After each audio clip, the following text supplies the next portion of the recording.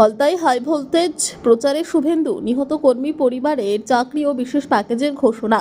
আগামী 21শে মে ফলতা বিধানসভা কেন্দ্রের হাই ভোল্টেজ নির্বাচনের আগে রাজনৈতিক উত্তাপ যখন তুঙ্গে, ঠিক তারই মধ্যে নির্বাচনী প্রচারে ফলতায় পৌঁছলেন রাজ্যের মুখ্যমন্ত্রী শুভেন্দু অধিকারী। দিন দুয়েক আগেই নির্বাচনী সভা থেকে ঘোষণা করেছিলেন ফলতার প্রতিটি পঞ্চায়েত ছুঁয়ে একটি বড় পদযাত্রা করবেন তিনি।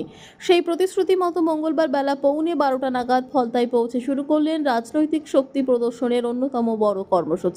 মঙ্গলবারের এই পদযাত্রা শুরু হয় ফলতার বঙ্গনগর 2 নম্বর পঞ্চায়েতের হাসিমনগর সংলগ্ন কালীতলা মাঠ থেকে। রাজনৈতিক দিক থেকে এই স্থানটির বিশেষ তাৎপর্য রয়েছে, কারণ গত 29শে এপ্রিল বিধানসভা নির্বাচনের পর এই হাসিমনগরেই ভোট দিতে না পারার অভিযোগ তুলে পুনর্নির্বাচনের দাবিতে বিক্ষোভে সামিল হয়েছিলেন স্থানীয়দের একাংশ।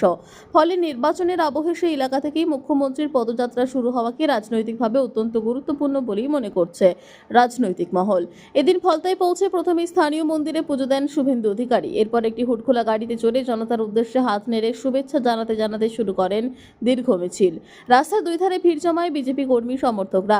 বিভিন্ন জায়গায় ফুল ছিটিয়ে স্লোগান তুলে মুখ্যমন্ত্রীকে স্বাগত জানানো হয়। দলীয় পতাকা, ব্যানার এবং স্লোগানে সরগরম হয়ে ওঠে গোটা এলাকা। কর্মসূচিকে কেন্দ্র করে নিরাপত্তাও ছিল চোখে পড়ার মতো। বিশাল পুলিশ বাহিনী ও নিরাপত্তা রক্ষীদের নজরদারিতে মিছিল এগোয়ে একাধিক পঞ্চায়েত এলাকা ঘুরে।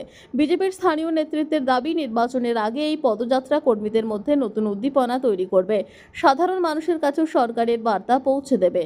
একই সঙ্গে ফলতা ও ডায়মন্ড হারবার এলাকায় অতীতে রাজনৈতিক হিংসার শিকার হওয়ায় বিজেপি কর্মীদের পুনর্বাসনের বিষয়েও আশ্বাস দেন মুখ্যমন্ত্রী জানান, যারা বিগত দিনে আক্রান্ত হয়েছেন, মিথ্যা মামলায় শিকার হয়েছেন কিংবা যাদের ব্যবসা বা জীবিকা ক্ষতিগ্রস্ত হয়েছে, তাদের জন্য বিশেষ আর্থিক ও সামাজিক পুনর্বাসনের ব্যবস্থা নেওয়া হবে।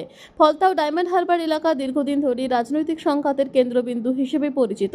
বিশেষ করে পঞ্চায়েত ও লোকসভা নির্বাচনের সময় এই এলাকায় উত্তেজনা চরমে ওঠে। বিজেপির অভিযোগ, বিরোধী রাজনৈতিক কারণে বহু কর্মীকে ঘরছাড়া হতে হয়েছে। আগামী 21শে মে ফলতা বিধানসভা কেন্দ্রের ভোটকে ঘিরে রাজনৈতিক তরজা যখন তুঙ্গে, তখন মুখ্যমন্ত্রীর এই পদযাত্রা এবং একাধিক বড় ঘোষণা যে নির্বাচনী লড়াইয়ে নতুন মাত্রা যোগ করলো তা বলাই যায়।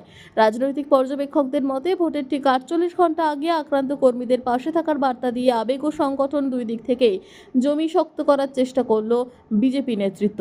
এখন দেখার ভোট বাক্সে তার কতটা প্রভাব পড়ে।